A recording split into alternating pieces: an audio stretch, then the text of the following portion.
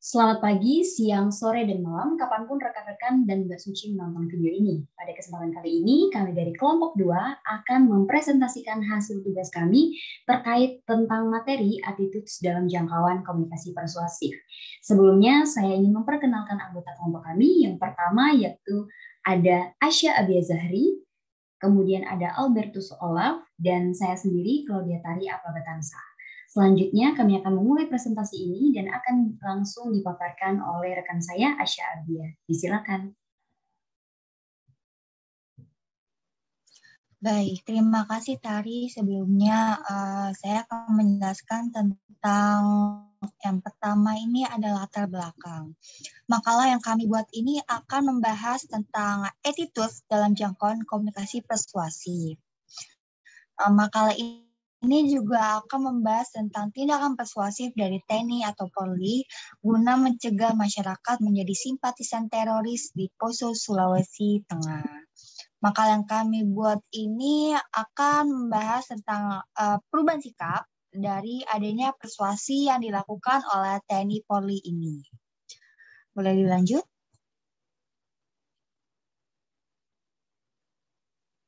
Ya, selanjutnya ada ringkasan bab. Kita saat ini akan membahas tentang attitude.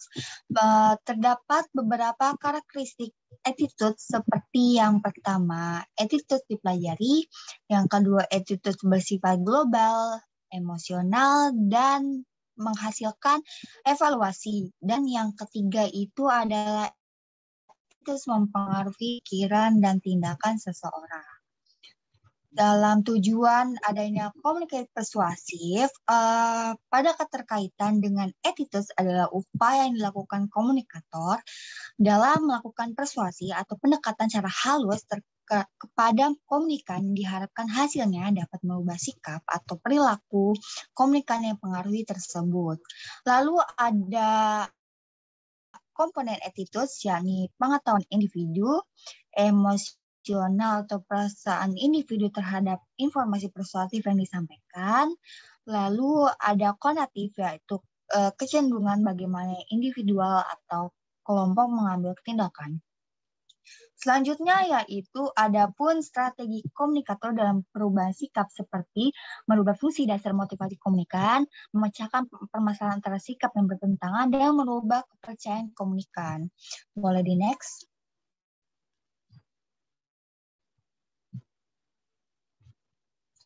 Lalu ada urgensi mempelajari tema ini.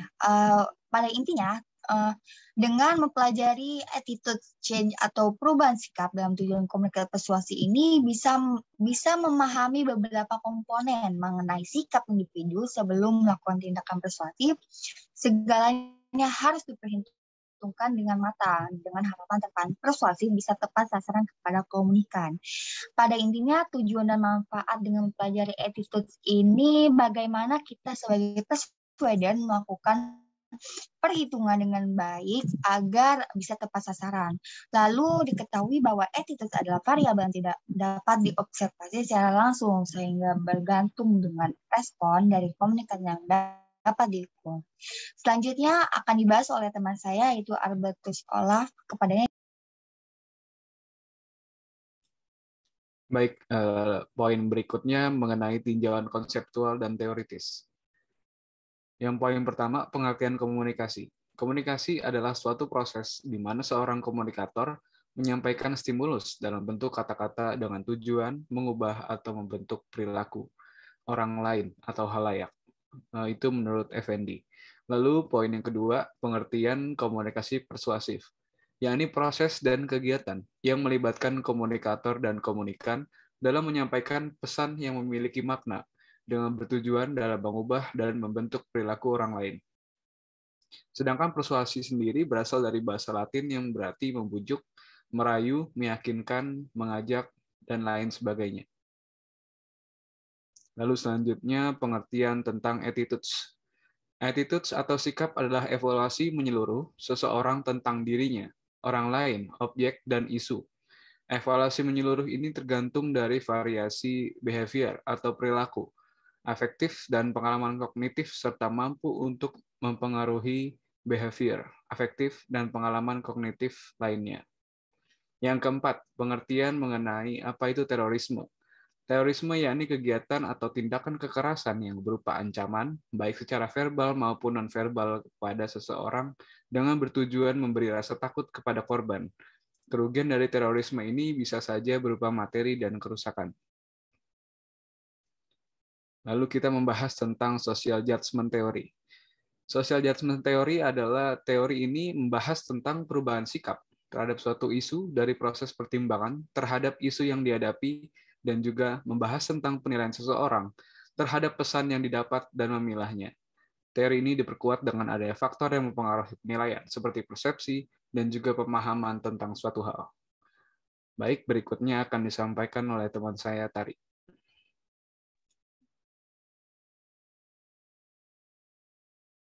Baik, boleh di next. Baik, selanjutnya saya akan memaparkan tentang deskripsi kasus terkini yang kami angkat, yakni tentang seperti yang sudah dipaparkan di awal mengenai TNI Polri melakukan pendekatan persuasif ke simpatisan teroris Poso, yang mana dalam program dan kegiatan disusun oleh TNI Polri diharapkan mampu untuk dapat mempreventif masyarakat di Poso untuk tidak terkena pengaruh buruk dari terorisme sendiri.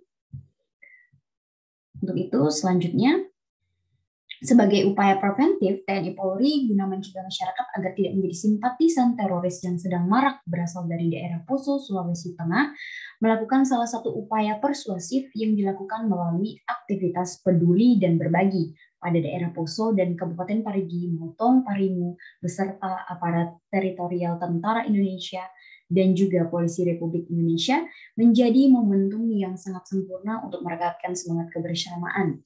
Karena kegiatan ini diimplementasikan dengan memberikan paket sembako.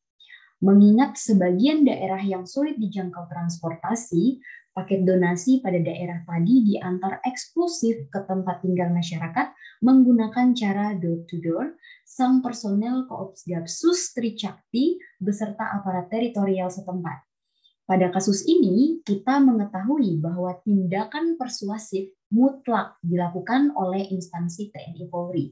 Pembagian sembako kepada masyarakat kami rasa mampu untuk mencegah dan mempengaruhi sikap masyarakat agar tidak menjadi simpatisan teroris yang sungguh mencekam keadaannya di wilayah Poso.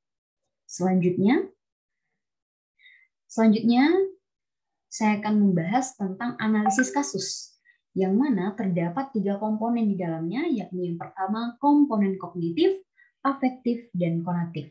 Saya akan jelaskan satu persatu terlebih dahulu tentang ketiga komponen dengan menganalisa kasus yang ada. Setelah melihat deskripsi kasus mengenai tindakan persuasif TNI Polri guna mencegah masyarakat menjadi simpatisan teroris di Poso, melalui beberapa komponen, yang pertama yakni komponen attitudes, dengan komponen kognitif, yaitu pengetahuan yang dimiliki individu tentang objek sikapnya atau bisa dikatakan melalui opini dan juga stereotip. Di sini masyarakat Poso posisinya sebagai warga yang tinggal sangat dekat dengan daerah salah satu markas jaringan teroris yang masih aktif di Indonesia. Dan instansi pemerintah TNI Polri berusaha untuk memberikan komunikasi persuasif dalam bentuk himbauan dengan tujuan masyarakat yang tinggal di sekitar Poso tidak ikut terbawa dengan terorisme, yaitu menjadi simpatisannya atau pendukung terorisme Poso. Untuk itu, pengaruh teroris Poso mungkin sangat terasa di masyarakat karena seringkali ditemukan beberapa warga yang menjadi simpatisan. TNI Polri pun berusaha membangun kesadaran masyarakat seperti yang ditulis dalam portal berita, bahwa kegiatan terorisme juga mengancam kehidupan masyarakat sekitar.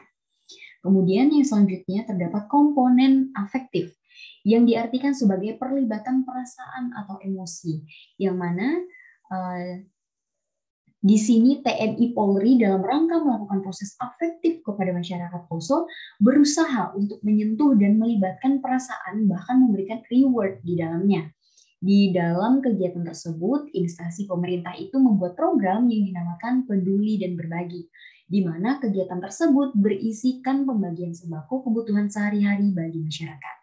Nah, Dengan adanya kegiatan ini, besar harapan bahwa rasa ini ditunjukkan mengajak masyarakat untuk bekerja sama demi terciptanya kondisi yang kondusif dan mencegah masyarakat sekitar yang menjadi pendukung teroris Poso.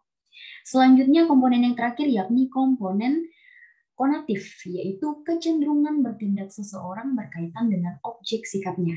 Seseorang bertindak dalam menghadapi stimulus tertentu biasanya dipengaruhi oleh kepercayaan dan perasaannya.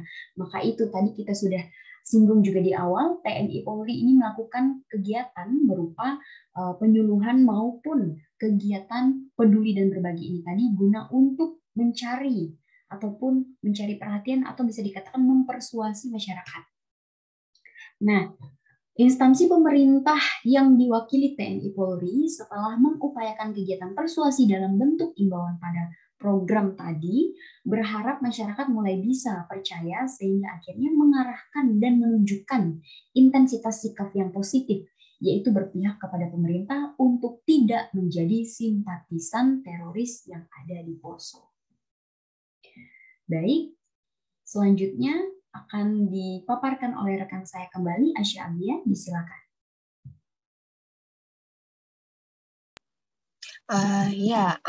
Terakhir yakni kesimpulan.